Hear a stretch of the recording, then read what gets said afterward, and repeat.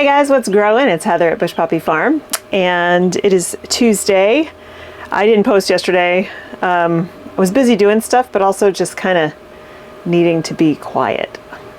That happens sometimes. Anyway, I want to show you how the chicks are doing, and then I just have a whole bunch of random stuff on the slate for today. So let's take a look at the chickies. So here they are, all 6 of them. I had to put some chicken wire over the top of the brooder because they are trying to jump out now. They have gotten a lot bigger. They are loving their little roost, which is so cute. I need to make a big change to their brooder. Well, I already made one change. I put the wood chips in, wood, shredded pine. I have the feeders and the water up on a board because they make such a mess, and it kind of keeps it a little bit cleaner. But what I need to do is replace this red heat lamp with the new brooder plate. So chickens, baby chickens, cannot regulate their own body temperature until they are fully feathered out, and so that can take quite a long time, 8 weeks maybe. And so they need a heat source, and especially if they're in colder temperatures. So like if you're raising chicks in the summertime, this is a little easier to deal with this, but it is still winter for us. This morning it was right at 32 degrees Fahrenheit, so 0 Celsius. So, they're in the greenhouse. I have a heater running in here, so it's always around 60, 65 degrees, but that's still too cold for chicks. They need more like 95 degrees. So one of the main ways people have always provided heat was through these things. There's a heat lamp. There's a red bulb here, which is a little bit helpful because you can use a white bulb, but it messes with their sleep cycle more. So the red is helps them be able to at least sleep a little bit better at night. However, there's a bunch of not so great things about these. Number one, they're hot. This isn't too hot to the touch here, but there it is. They are notorious for causing fires, burning down barns, etc. Frying chicks because, if it overheats the wood chips, they can catch fire. And these things use 250 watts of power. That's a lot. So there's a much better solution. It's they're generally called brooder plates. Basically, it's a little heater on legs. A number of companies make them. This is from Premier One. It simulates the mother hen. So basically, if you have a broody hen or in the wild, like if you go to Hawaii, you'll see chickens everywhere. They're wild chickens. But they, the chicks spend time under the mom. That's how they get their heat. And then when they're warm enough, they go out and they explore, etc. So they're chasing each other. And so this simulates that. They can't burn themselves. They can touch this. I can touch this. It's producing heat, but it's radiant heat, and it's not going to burn them if they come up against it. So also these legs go up and down, so you can raise and lower the brooder to whatever height your chicks need, depending on their age. So this came in, I ordered this like 2 weeks before the chicks arrived, but they were back ordered. And so I had to start the process with the heat lamp. This arrived last night. I came out here and set it up, and they absolutely were terrified. They refused to go under it. And, I left it out here for about 2 hours. I came and checked on them right before I went to bed at like 10, and they were all huddled together on the roost, which was outside of the heat, shivering and screaming up a storm. They're clearly unhappy. So I didn't want them to freeze overnight because they clearly were like, we're not using that thing. So I put the heat bulb back on for them to make sure they were warm overnight. It is now daytime. It is 65 degrees in here. It's still only 40 outside, but they're going to have the whole day to get used to this. It was funny because I would pick them up and put them under it, and they would run back out unless I kept them in my hand. If I kept my hand under there, they would stand on my hand and stand under there. But of course I can't do that all night long. So I'm going to put this in there now. It'll give them the day to get used to it. I'm assuming once they figure out that it's warm enough that they'll start using it. They avoided that perch for the first like 6 hours, and then now they just love it. They're on that log all the time. They love to roost there. So I think that they'll adjust, and they'll have the whole day to do that, and then I won't have to worry about them at night. I have been nervous about using that heat lamp. Every time I wake up in the middle of the night, my cat wakes me up multiple times a night. I come out into the living room and I look out into the greenhouse to make sure that the light is still on and that nothing's on fire. So I was like this when my children were babies, checking on them, making sure they're breathing and all that kind of stuff. So, I'm just a nervous person that way. So I'm going to set this up in here. So I've got it on a very slight angle. So this end is shorter. So if they want to, be closer, get more heat, they can go to that end. And this end is a little bit higher so they can be over here for a little less heat. It's near their roosting branch, so they'll enjoy that. But right now they're just being active and running around pecking, and they are very curious. They want to get out of here. I need to put I need to go get a piece of wood and put it across the top to keep this from popping up, because yesterday they already started trying to jump on top of the glass feeder jars. So yeah, it's going to be no time. They're always very active. They're real healthy. I've still had to treat pasty butt in a few of them, but they seem to be doing really well. Also, I'm starting to notice, like, their wing feathers are coming in, and some of them are getting some of their tail feathers. But I still don't know exactly what 3 of them are, breed-wise. They are either Cuckoo Morans or Barred Rock. And it's really hard to tell the difference because they're actually very similar in terms of not only looks, but genetically. So apparently the way you can tell whether a chick is a Barred Rock or a Cuckoo Moran is by the color of their feet. If they have white/pink feet, they are Cuckoo Morans, which I think this guy right here in the front is, gal. And if they have yellow, then they are Barred Rock. But it's kind of tough to tell because they also have, darker colors on their feet too. So I think I might have 2 Cuckoo Morans and 1 Barred Rock, which is actually what I was going for. But when I picked them out at the store, it was just a crapshoot. So we'll see. Also, well, the 2 sex-linked, the cool thing about them is one has a white butt and one has a dark brown butt. So I'll be able to tell them apart when they're adults, which is nice. Now the one Americana there, the light colored one, normally, apparently according to the literature, Americanas are middle of the pecking order, usually. However, that particular one is pretty aggressive. That bird pecks the other birds, not their feathers, just their beaks. Seems to like to be in charge, so I'm hoping it's not going to be a rooster. My chances of getting a rooster are probably, 50% obviously for everything but the sex link, the 2 black sex links. But I'm hoping I don't get any roosters because I'll have to rehome them, whatever roosters I get, and then I'll need to add back to the flock. So, yeah. Anyway, they're super cute. I spend a whole lot of time out here with them because they're just so enjoyable to watch.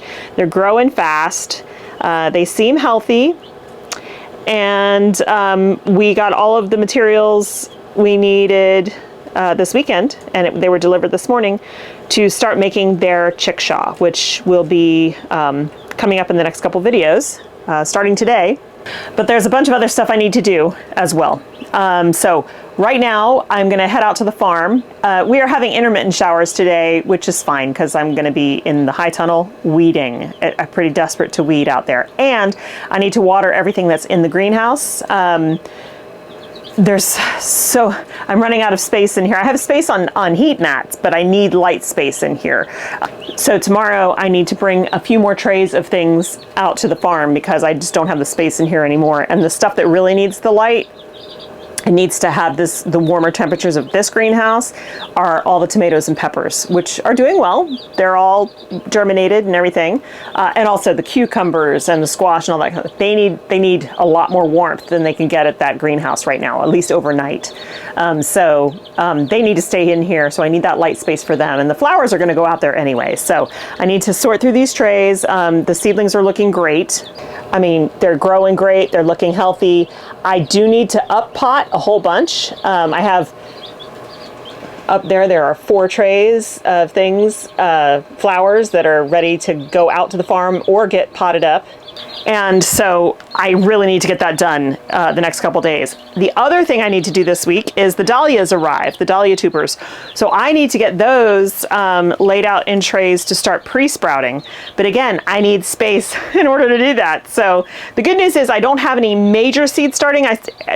This week, week 10, next week, and week 12 is pretty much only sunflowers. I do have to start some more zinnias this week, but for the most part, I don't have a huge amount of seed starting to do until week 13. So I can get the dahlias pre-sprouted, get things potted up, and stuff that can go out to the farm will go out to the farm so that I have extra space in here to, get the seedlings going, potted up for all of the curated vegetable boxes and flower bouquet in a box, all that stuff. So there's going to be a lot of greenhouse work over the next couple of weeks. But the other thing is I really need to get the weeding done, both here at the house, in the farm, in the garden. There's a lot of spring cleaning to do. And we'll have to do that in between heavy downpours. So today, intermittent showers. Tomorrow might be our one sort of dry day. Then Thursday, moving all the way through next Tuesday, is another atmospheric river that's going to bring very heavy rain. The last couple days we've had a lot of hail, lots and lots of hail. And so I'm really glad that everything that is, flower-wise is all covered up in the front garden and the hoop house back there at the farm, because that hail, damaging. It just flattens plants just like a heavy rain would. So I'm really glad that everything is undercover. So let's head out to the farm, get some of that work done out there, and then back here probably start working on the chicken tractor base today. There's a couple things that I could not get at the one lumber store we went to. We like to support local non-chain businesses whenever we can. So we got all of our stuff at Ashby Lumber in Berkeley, and they were amazing. The manager of the store spent like 2 hours with us, even past closing. We didn't intend to stay past closing. I hate doing that. When I was a retail worker, I hated when people were still there after closing. But to get all the stuff we needed on the supplies list, and to arrange for the cut and delivery of the lumber and all that kind of stuff, they were amazing. So, but some of the stuff, there's just a few things they didn't have.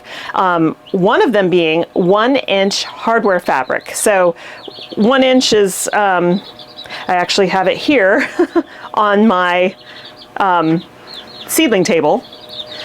This is 1 inch here. We have 1/2 inch and 1/4 inch.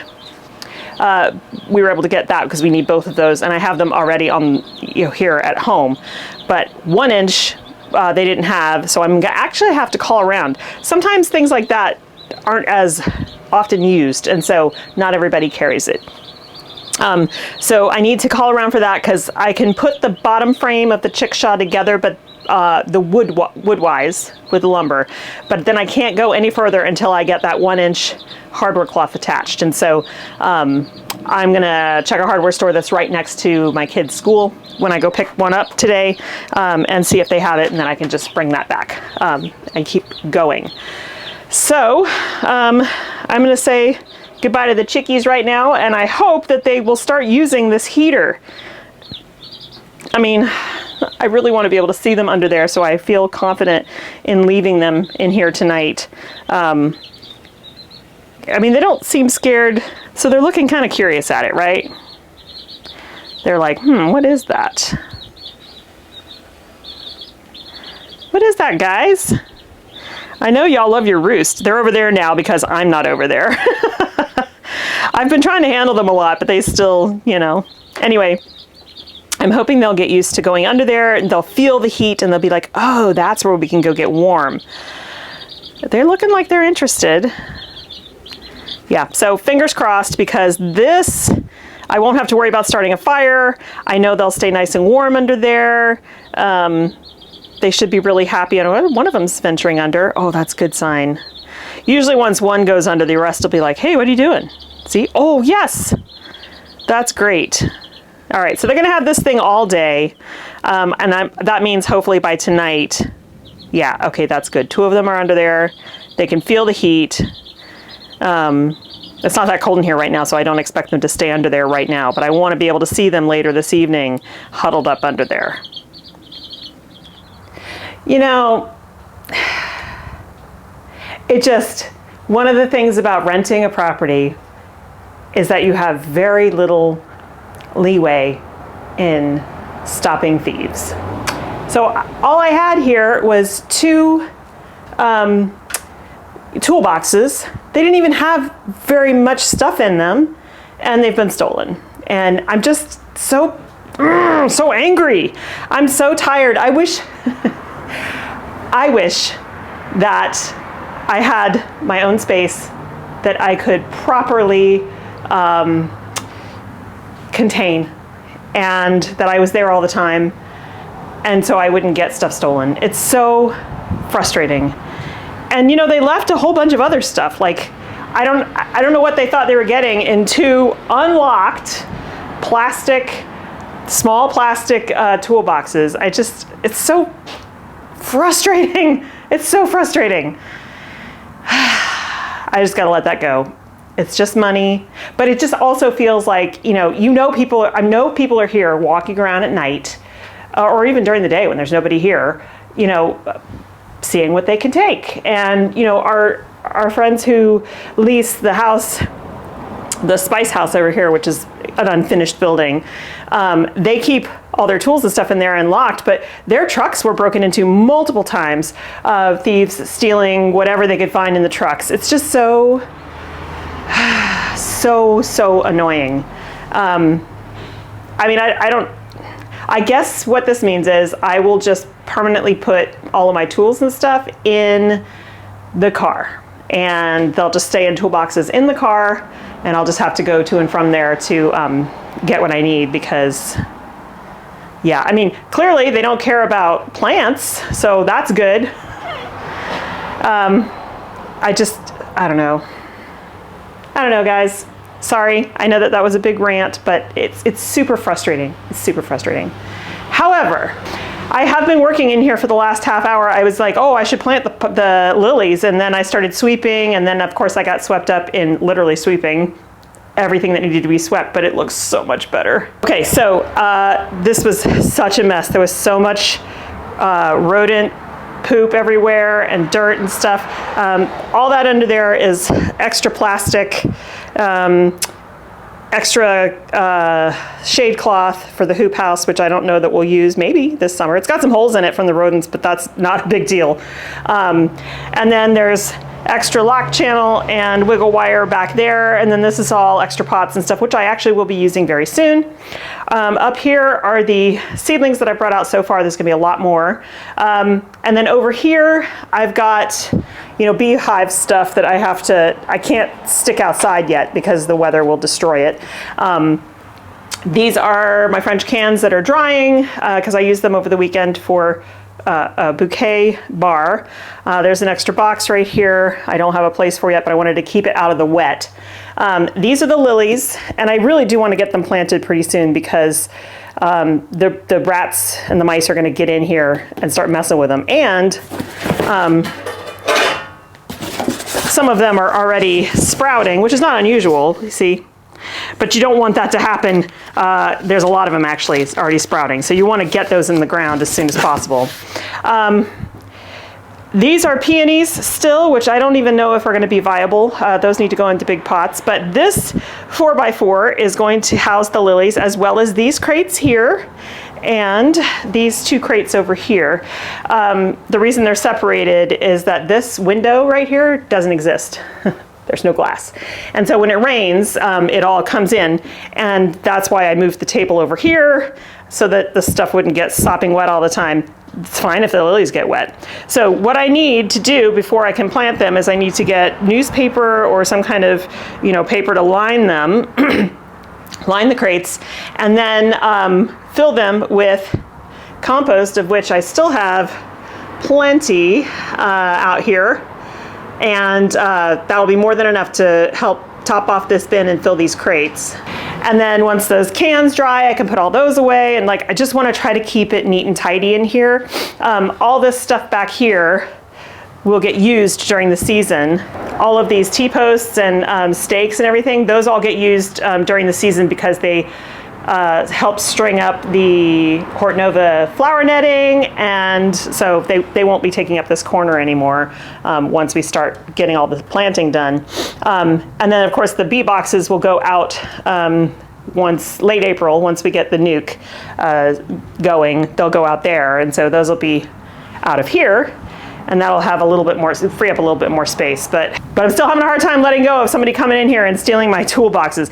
Like I said, unlocked, they could have opened them and seen what was in there. There was hardly anything in there.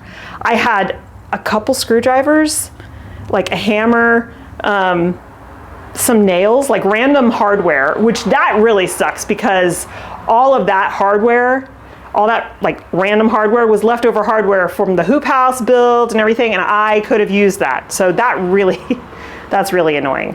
Yeah, so it's not like, they left weirdly, they left 2 sledgehammers, they left this. I don't understand, I don't get it. It doesn't make any sense to me.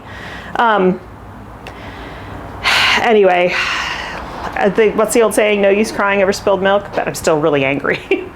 Okay, so I'm gonna work off some of this irritation by finishing the sweeping. I need to get this area cleaned up, so I'll move those tools. That box back there is full of cow pots. These are 4-inch biodegradable pots made of cow manure that you can plant directly into the ground. Those are for my seedling sale. And then, I'll just move and sweep the rest of this stuff just to get the mouse poop out of here. It's just not sanitary or safe. And then I'm gonna go weed in the hoop house. That'll help me get out some of my irritation.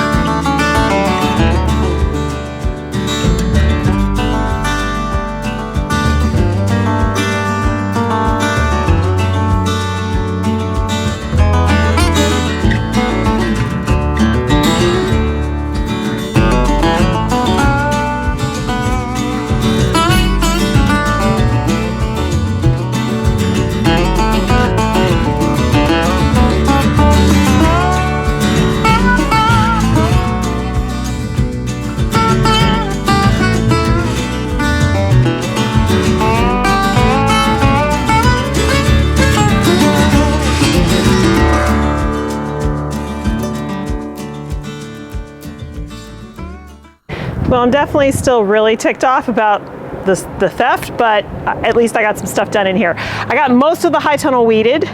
It's hard to tell because I left some of the detritus in the beds, in the walkways, but I've gone through here with a stirrup hoe, so everything got its roots severed.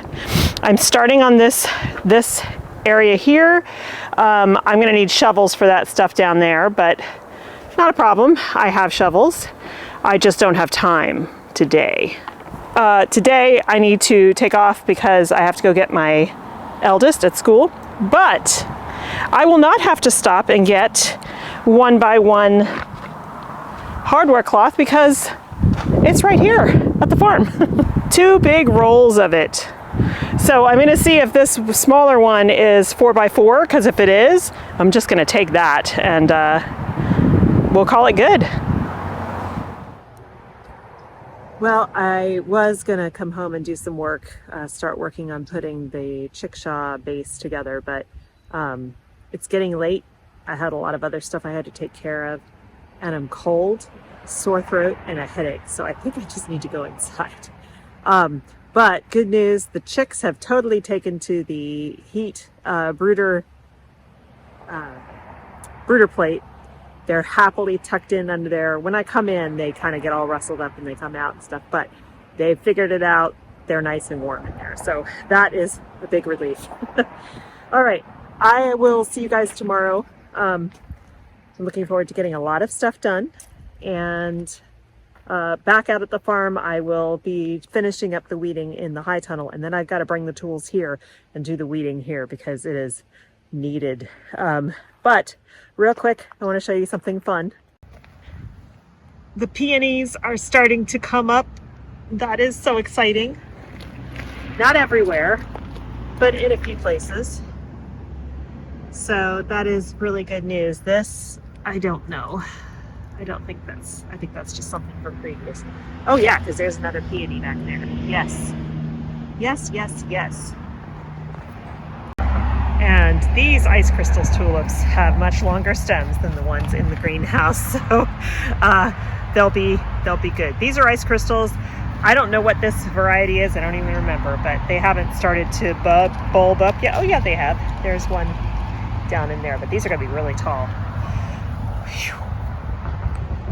So thanks so much for hanging out with me today. Thanks for dealing with my angry outburst. I am still very frustrated about that, but you know, it just is more encouragement to keep searching for our own land that we can afford, where we can have control over how the security is managed. Yeah, so we'll get there.